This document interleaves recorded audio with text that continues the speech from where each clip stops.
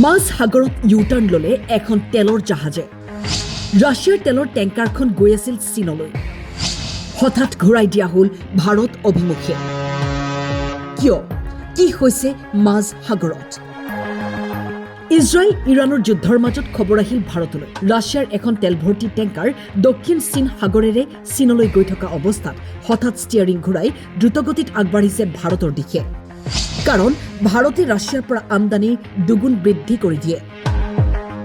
ইয়াৰ আৰতো আছে বিশেষ কাৰণ প্ৰথমে জাহাজখনৰ ডেষ্টিনেশ্যন আছিল চীনৰ ৰিজাও বন্দৰ কিন্তু ৰাছিয়াৰ পৰা তেল ক্ৰয় সাময়িকভাৱে বৃদ্ধি কৰিবলৈ আমেৰিকাই ভাৰতক গ্ৰীণ সিগনেল দিয়াৰ পিছতেই ভাৰতে ৰাছিয়াৰ সৈতে বৃহৎ সিদ্ধান্ত লয় জাহাজখনৰ নাম একুৱা টাইটেন 21 মাৰ্চত ভাৰতত উপস্থিত হ'ব আমেৰিকাই এই ৰেহাই প্ৰদান কৰাৰ পিছতে ভাৰতীয় শোধনাগাৰে ৰাছিয়াৰ পৰা 3 কোটি বেৰেলৰ বৃহৎ পৰিমাণৰ তেল ক্ৰয় কৰে ইৰাণ যুদ্ধৰ মাজতে ভাৰতৰ বাবে এয়া ভাল খবৰ ভাৰতৰ যি প্ৰয়োজনীয়তা আছে সেয়া পূৰণ কৰাৰ লগতে দেশৰ ইন্ধন সংকটো দূৰ কৰিব এই সিদ্ধান্তই নিউজ ডেস্ক টাইম 8